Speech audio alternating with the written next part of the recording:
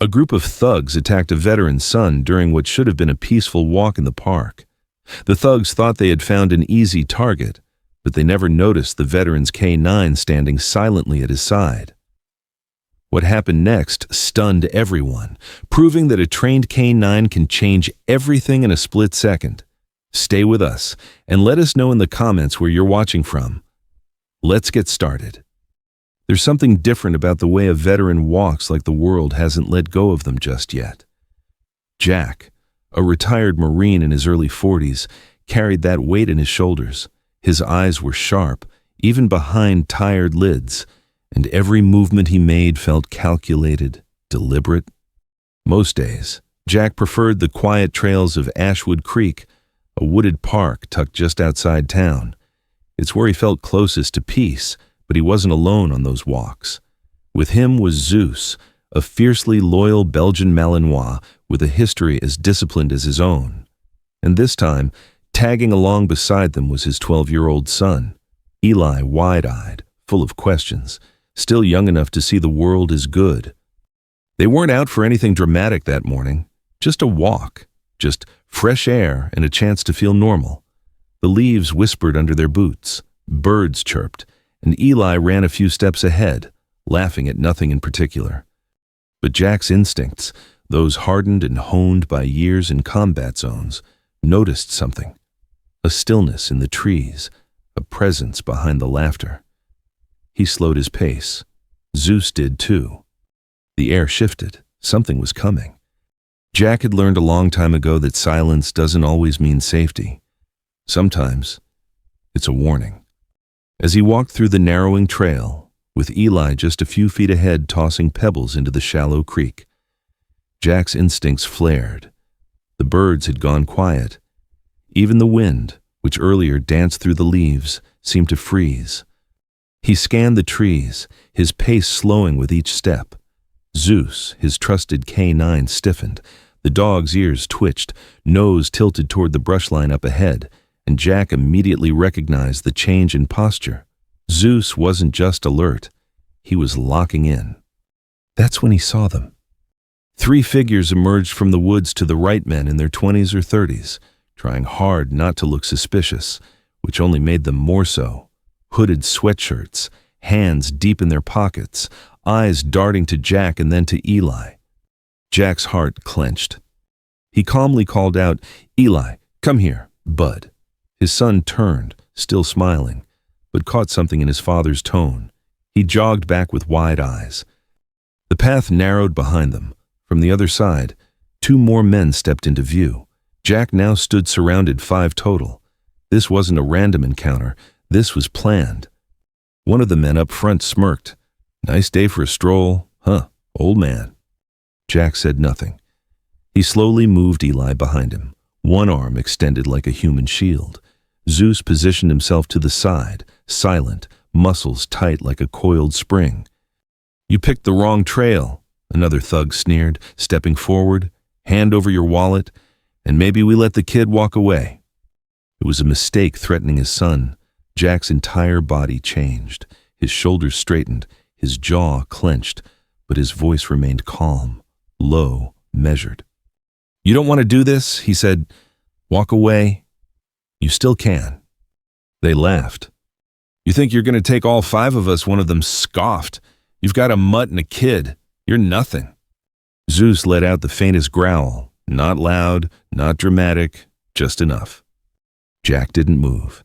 He gave no grand speech, no sudden motions. Instead, he looked at Zeus and gave a single, subtle signal, a tilt of his wrist. What happened next was a blur.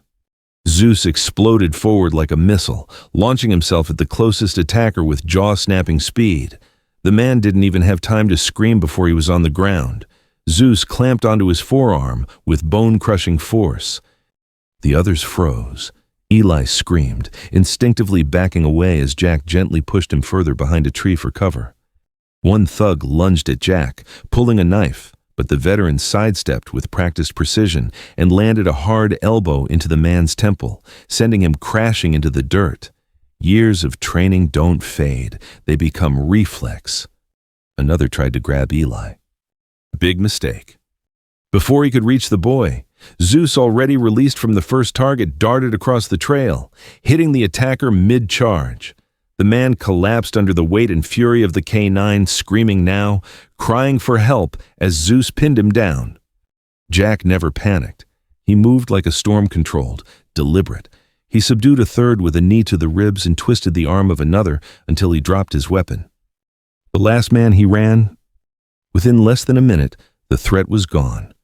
3 of the attackers lay moaning on the ground. 2 had fled, and Jack hadn't even broken a sweat. Eli stood in shock, trembling, staring at Zeus, his buddy, his protector, panting, teeth bared, standing guard like a statue. Not a scratch on him. Jack walked over, checked his son. "You okay?" Eli nodded slowly, then burst into tears, wrapping his arms around his father. Jack knelt down, holding him close. His voice softened. "You're safe, son. It's over." Just then, from across the trail, a woman peeked out from the trees. She must have seen it all. Her phone was still recording. "Sir, are you military?" she asked, stunned. Jack glanced over, gave a quiet nod. "Used to be." She looked at Zeus, then back at Jack. And the dog. He served too. That trail never looked the same again. The town would soon hear about what happened about the quiet veteran and the lightning-fast dog who stopped an attack before it could ever begin. But for Jack, none of that mattered. What mattered was this: he'd saved his son, just like he'd promised the day he held him for the first time. Sirens wailed in the distance. The woman who had recorded everything was already on the phone with dispatch, her hands shaking as she relayed the incident. Jack stood motionless beside Zeus, scanning the tree line in case the last 2 attackers had second thoughts. His face was calm, but his breath came shallow, adrenaline still coursing through his veins. Eli clung tightly to his leg, silent now, his earlier tears drying on his cheeks. Jack rested a hand gently on his son's head, not to comfort, but to ground himself, to remind himself of what really mattered. Zeus hadn't moved. He stood between the injured thugs and the boy, his chest heaving, teeth slightly bared, a soldier at rest but never truly relaxed. One of the pinned attackers groaned in pain, muttering something unintelligible. Jack glanced over. "You're lucky it was him and not me." Minutes later, 2 patrol cars arrived, lights flashing, tires grinding against gravel. Officers leapt out, weapons drawn until they saw the scene. 3 men on the ground, 2 clearly injured. A civilian Jack standing tall with his hands loosely raised in calm, and a military-grade K9 watching everyone with laser focus. "Sir, step back. Is anyone armed?" one officer shouted. "Not anymore," Jack replied, motioning to the knife on the ground beside the second man he'd disarmed. The officers cautiously approached. The woman who had called in the report ran toward them, holding up her phone. "He didn't do anything wrong. He saved a little boy. I got it all on video." They lowered their weapons. One officer approached Jack. "Sir, can you tell us what happened?" Jack nodded slowly, his voice steady. 5 men tried to ambush us. They threatened my son. I responded. The officer glanced at Zeus. "That dog military." Jack nodded. "Trained overseas, retired, but still sharp." "Name?" "Zeus." The officer gave a low whistle. "Well, Zeus just saved a life." Jack didn't smile. His eyes stayed locked on Eli, who now sat on a nearby bench, holding his knees and rocking gently. Paramedics arrived next, tending to the suspects on the ground. One screamed when they touched his arm, dislocated from the fall. Another had bite wounds, clean and deep. "He came out of nowhere," the man muttered. "That dog's a demon." Jack overheard. He walked over slowly, knelt beside the man, and looked him straight in the eye. "No," he said firmly. "He's a protector. You just picked the wrong kid." The suspect turned away. Later, once statements were taken and the video footage confirmed everything, one of the officers pulled Jack aside. "You ex-military?" "Yeah, 3rd Battalion, 2 tours." The officer extended a hand. "On behalf of all of us, thank you. What you did today, most people wouldn't have reacted that fast. That calm. Jack shook his hand. It's not about calm. It's about purpose. The officer nodded, but there was something else he needed to ask. Mind if I ask how you got Zeus? Jack hesitated for the first time that day. He looked at Zeus, who was now sitting by Eli, head resting gently on the boy's lap as if sensing his need for warmth. He wasn't mine to begin with, Jack finally said. He belonged to my best friend, Sergeant Mason Hill. We served together. Zeus was his partner. The officer lowered his voice. What happened? Jack swallowed hard. IED, third deployment. Mason didn't make it, but Zeus did. I adopted him after the funeral. Felt like the least I could do. The silence that followed was heavy. The officer exhaled. I'm sorry. Jack nodded once, then turned to look at his son. I didn't just bring him home because of loyalty. I brought him home because I wanted my son to grow up knowing what real courage looks like. The kind that doesn't need a weapon, just a will to protect. Eli looked up at that moment, meeting his father's eyes. For the first time that day, Jack smiled. The officers wrapped up their investigation. The attackers were hauled into ambulances and squad cars. News had already started spreading. Someone had sent the footage to a local reporter.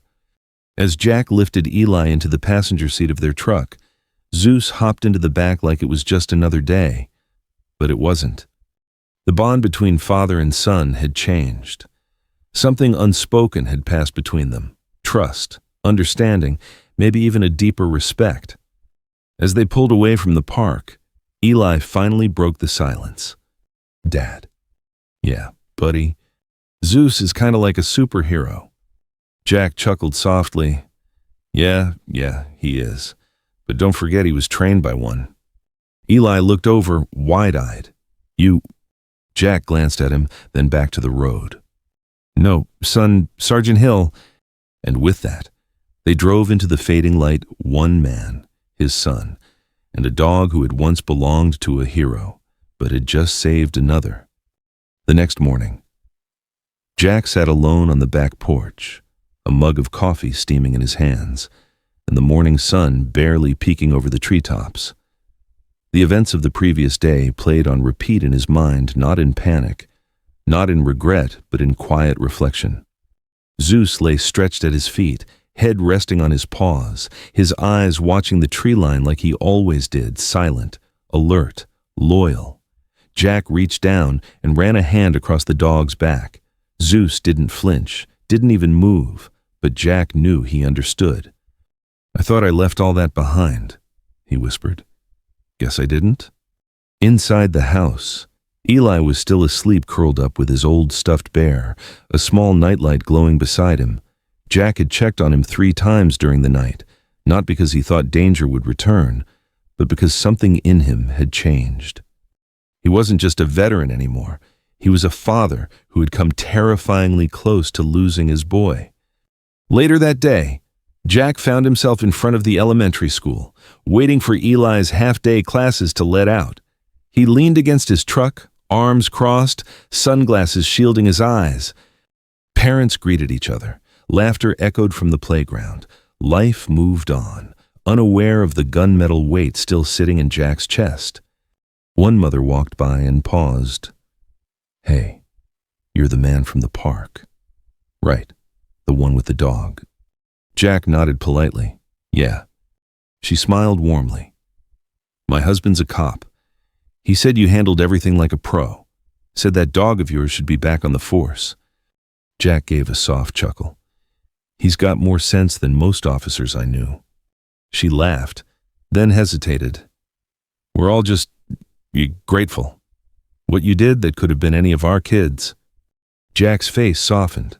I hope it never is. When Eli ran out a moment later, backpack bouncing, Jack opened the passenger door and gave him a little nod. Everything go okay today? Yeah, Eli beamed. We talked about superheroes in class. I told everyone about Zeus. Oh yeah, Jack said, starting the engine. They didn't believe me at first, until Tommy said he saw it on his mom's phone. Then everyone got quiet. Jack smiled faintly, but his hands tightened on the steering wheel. He wasn't looking for fame. He didn't want his son to feel like a spectacle. "You okay with that?" he asked. Eli thought for a second, then nodded. "Yeah, I like when people know he's a hero." There was a pause. "And you too, Dad?" Jack blinked slowly, looking out at the road ahead. That night, Jack sat Eli down at the kitchen table after dinner. Zeus lay close by, as always, dozing lightly with one ear tilted toward the conversation.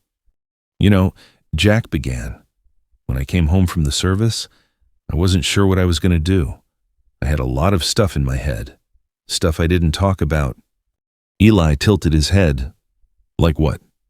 Jack exhaled slowly. "Fear, guilt, anger, mostly. I just missed people I couldn't bring back." Eli's eyes dropped to the floor, unsure what to say. "But then," Jack continued, his voice softer, "I met your mom, and we had you, and I started to understand that sometimes the best way to honor those we lost is to protect what we still have." Eli looked up again. "Is that why you kept Zeus?" Jack nodded. "Sergeant Hill trusted him with his life, and when he was gone, I felt like Zeus was a piece of him still here, still doing what they did best." Eli walked around the table and hugged his father tightly. Jack closed his eyes and held him back. "I didn't know you felt all that," Eli whispered. Jack knelt down, leveling his eyes with his son. "You're old enough to start knowing, Eli. The world's not always safe, but as long as I'm breathing, and as long as Zeus is by our side, you'll always have someone watching your six." Eli grinned. "Just like in your stories?" Jack tousled his hair. "Yeah, just like that."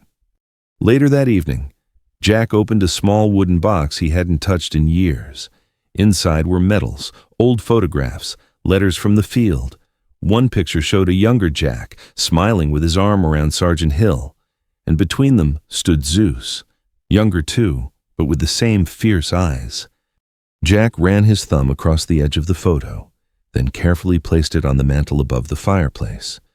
He added a caption beneath it, "Some heroes never stop serving."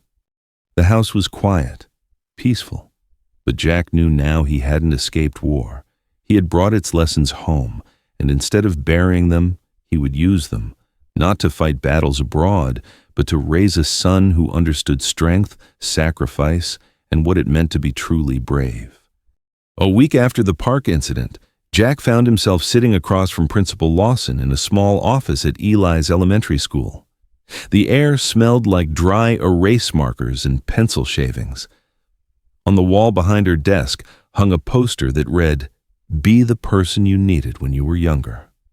She folded her hands gently and smiled. "Mr. Carter, I'm so glad you could come in." Jack, his military posture never quite leaving him, nodded. "Of course. Is Eli okay?" Principal Lawson smiled warmly. "Oh, more than okay. In fact, he's been the talk of the school ever since, well, you know." Jack gave a quiet chuckle. "Yeah, I've noticed the looks." "Honestly," she said, leaning forward, "I wanted to speak with you because we've had several students asking about what happened about Zeus, about your service, even about fear and courage. And it hit me, this is an opportunity." Jack raised an eyebrow. "Opportunity?" She nodded. "Our kids are growing up in a world that feels less and less safe. And yet here you are, someone who's faced real danger, who's overcome it, and who continues to protect in a different way. I think your story could help them." He leaned back slightly, unsure. "I'm not a motivational speaker." I'm asking you to be you. Maybe come in, share a few stories, introduce them to Zeus, talk about what real strength looks like." Jack looked down for a moment, processing. The old version of himself, the one who'd come home broken and bitter, would have shut this down immediately. But that version was gone now. In his place stood a man who'd stared down violence to protect his child, and who knew there were other children out there who needed more than just textbooks to feel safe. He nodded slowly. "All right, let's do it." The following Friday, the school gym buzzed with excitement. Kids filled the bleachers, whispering and pointing as Zeus padded in beside Jack, wearing a custom vest that read, "Protector" in bold letters. Jack stood in the center, holding a microphone he never wanted, and looked out over a sea of young faces. "You know," he began, voice deep and steady, "when I was your age, I thought heroes wore capes. I thought they flew or had superpowers." The kids giggled. But the older I got, the more I learned that heroes don't always look like they do in comic books. Sometimes they wear uniforms. Sometimes they carry scars you can't see.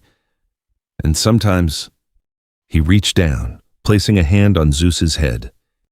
"They walk on 4 legs and never ask for thanks." A hush fell over the room.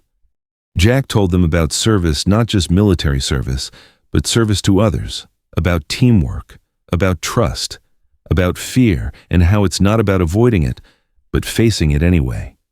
He didn't dramatize the park incident, but he did talk about the importance of being aware, staying calm, and using what you've learned to help others. He told them about Sergeant Hill, about loyalty, about what it means to have someone's back. And Zeus, well, he was the star of the show. At Jack's command, the dog performed a short demonstration responding to voice and hand signals, disarming a mock attacker played by a smiling gym teacher in padded sleeves, and even letting Eli give the final stand-down order. The applause was deafening. Afterward, a line of children formed just to pet Zeus, ask questions, or simply say, "Thank you." Several teachers had tears in their eyes. And somewhere in that sea of tiny voices, one little girl asked the question that would change everything. "Mr. Carter, can you come back and teach us more?" That night, Jack sat on the porch again. Eli curled up beside Zeus on the swing, the stars blinking faintly above them. "You were awesome today, Dad," Eli said.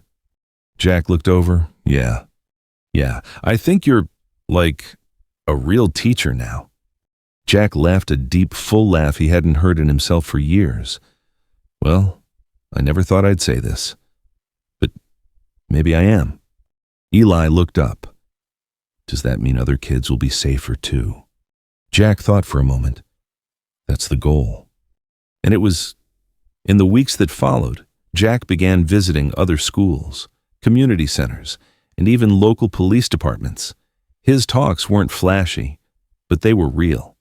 He showed people how to stay calm in chaos, how to work with dogs like Zeus, and most importantly, how to find strength and connection, not just combat. What started as a near tragedy in a quiet park had become a calling. He wasn't just a soldier anymore. He wasn't just a father. He was a bridge between fear and hope, violence and healing, past and future. And wherever Jack went, Zeus was right there beside him, still watching, still ready, still a hero. 2 months had passed. The world had returned to its usual rhythm, but inside Jack, something had shifted forever.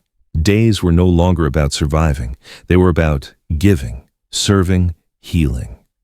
But healing, as he would learn, wasn't a straight road. One late October morning, Jack received a letter in the mail. It was creased, handwritten, and bore a name he hadn't read in years, Miriam Hill, Sergeant Hill's mother. He sat at the kitchen table, unmoving, as the sunlight warmed the wood beneath his elbows. Eli was at school. Zeus lay nearby, head tilted, sensing the weight in the air. Jack opened the letter slowly. "Dear Jack, I saw you and Zeus on the news. I cried. Not because it hurt, but because I was proud. My son chose the right man to carry on his legacy. You didn't just keep Zeus alive, you gave him a mission again. I always wondered why Mason insisted you be the one. I understand now. Thank you for honoring him the way you do. If you ever feel like talking, or remembering, my door's open. Miriam." Jack's breath caught. He hadn't spoken Mason's name aloud in years, and now, just reading it, carved open a quiet ache inside his chest, one he thought had scarred over long ago. He stood up, walked outside, and stared across the open field behind the house. Zeus followed. "I should have called her a long time ago," Jack muttered. He knelt, one hand on Zeus's collar. I just couldn't. I wasn't ready to admit you weren't mine. Zeus licked his hand. That night, he told Eli about the letter. She was Mason's mom, Eli asked, curled up under his blanket. Jack nodded. Yeah, I haven't seen her since the funeral. Are we going to visit her? Jack looked away. I don't know. Eli tilted his head. Dad, if someone loved someone I loved, I'd want to meet them too. The following weekend, they drove out to a small town just past the ridge, where the hills rolled wide and the roads narrowed with every mile. At the end of a gravel driveway stood a modest farmhouse, painted blue and white, with wind chimes dancing in the breeze. Miriam opened the door before Jack could knock. Her hair had gone fully silver, but her eyes were the same warm, wise, and full of unspoken grief. She didn't say a word at first. She just reached out and pulled Jack into a gentle hug. Eli stood beside them, watching. Then her eyes dropped to Zeus, and a sob caught in her throat. Hey there, soldier, she whispered, kneeling slowly. Zeus approached her like he remembered, his head bowed, his body still. Miriam wrapped her arms around him and cried into his fur. They spent the afternoon talking. Miriam showed Eli pictures of his father's friend, young Mason, with a broad smile and arms around Zeus, training together, eating MREs in the desert, playing fetch in between raids. Jack listened quietly, eyes misting every so often as memories returned unbidden. Then, as the sun began to set, Miriam turned to Jack. I've been alone for a long time, she said softly, but seeing you two here, it doesn't feel so heavy anymore. Jack reached for her hand. You're not alone. No, she said with a bittersweet smile, and neither are you. That visit didn't just mark closure, it ignited something new. Over the next few weeks, Jack started hosting weekend training sessions at the park, open to veterans, their families, and even local law enforcement. He taught situational awareness, canine handling, and emotional resilience. But more than anything, he created a space where men and women who'd buried their pain could finally speak. He called the program Sentinel Sessions in honor of those who keep watch even when the world stops noticing. One Saturday, after a training demo, a young man approached Jack. Sir, he said, voice trembling, I served in Afghanistan. Came home 2 years ago. Haven't talked to anyone since. But watching you today, watching you be with your son, with Zeus, something in me cracked open. Jack placed a hand on his shoulder. That's how healing starts. At home, Eli had changed too. He was no longer just the boy who'd been protected. He was learning what it meant to protect others.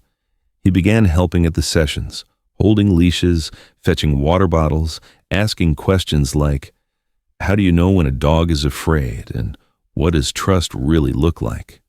One evening, Jack tucked him into bed and asked, what made you want to help out so much? Eli grinned, because Zeus isn't just my hero anymore. He's everyone's, and you are too. Jack blinked back tears. You think so? Eli nodded. Yeah, but even heroes need help sometimes, so I'm going to be yours. Jack kissed his forehead, his voice cracking. You already are, son.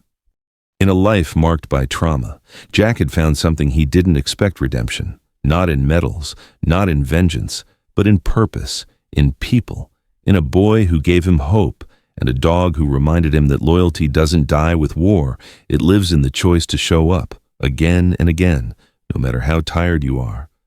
And for the first time in years, Jack wasn't just surviving. He was living. It was late November now. The leaves had fallen, blanketing the yard in gold and rust. The chill in the air brought with it a quiet stillness. Jack stood in the backyard, bundled in his coat, staring at the American flag that fluttered gently from the pole near the fence. Zeus sat beside him, just as he always had, gazing at the horizon like he, too, was remembering. Behind them, the kitchen window glowed warmly.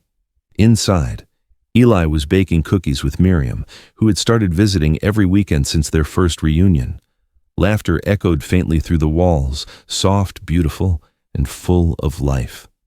Jack closed his eyes. He didn't need noise to feel full anymore. He didn't need war to feel worthy. He didn't need to carry the ghosts of his past alone.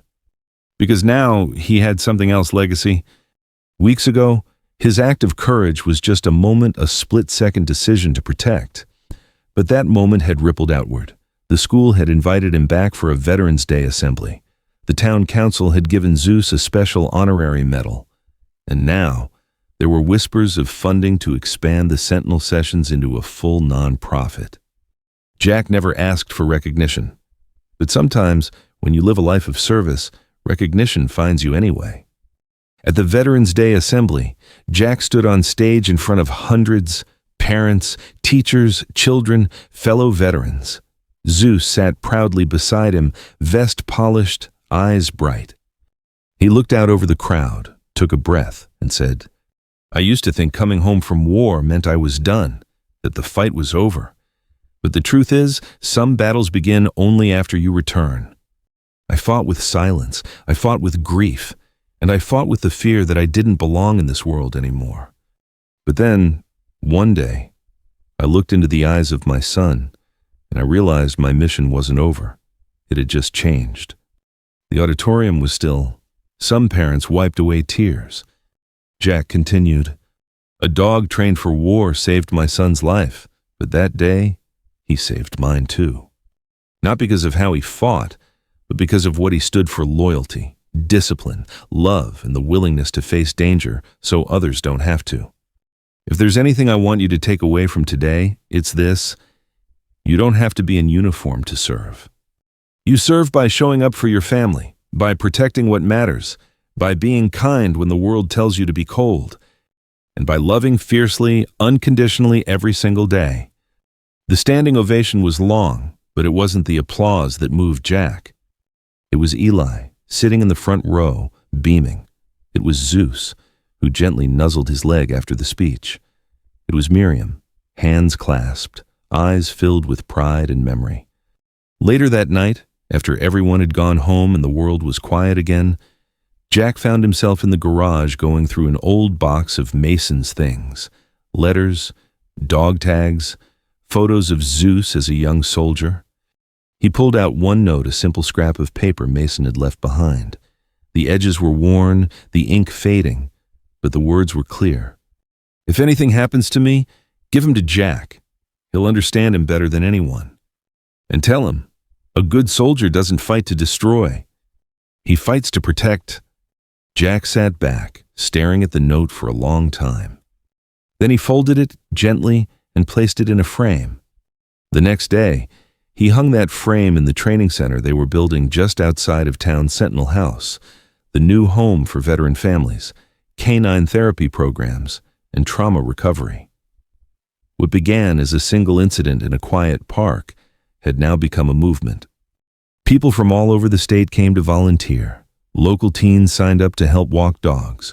Veterans came not just to train, but to talk, to open up, to heal. And at the center of it all was Jack. Not as a soldier, not as a victim, not even as a hero, but as a man who chose to rebuild one act of love at a time. One evening, as they closed up the center, Eli stood beside him looking at the new sign out front, "Protecting Tomorrow. Together." "Do you think Mason would be proud?" Eli asked. Jack looked down, heart full. "I think he already is."